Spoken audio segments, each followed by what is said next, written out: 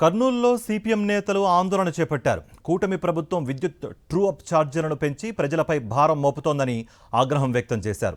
అధికారంలోకి రాకముందు విద్యుత్ స్మార్ట్ మీటర్లు రద్దు చేస్తామని చంద్రబాబు ప్రజలను మోసం చేశారన్నారు. వెంటనే విద్యుత్ స్మార్ట్ మీటర్లను రద్దు చేయాలని డిమాండ్ చేశారు. అలాగే విద్యుత్ ఛార్జీలను తక్షణమే తగ్గించాలని, లేదంటే పెద్ద ఎత్తున ఉద్యమం చేపడతామని హెచ్చరించారు. రాష్ట్రంలో కరెంటు ఛార్జీల విషయంలో కూటమి ప్రభుత్వం మాట తప్పింది, మోసం చేసింది.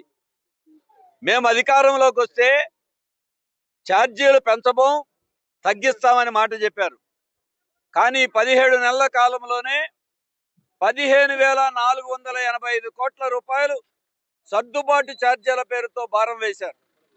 ఇప్పుడు అంతటితో ఆగకుండా ఈరోజు మళ్ళీ 2014 నుండి 19 వరకు వాడుకున్న 5 ఏళ్ల కాలానికి ఇంకొక 12,771 కోట్ల రూపాయల భారం వేయటానికి కత్తులు నూరుతున్నారు.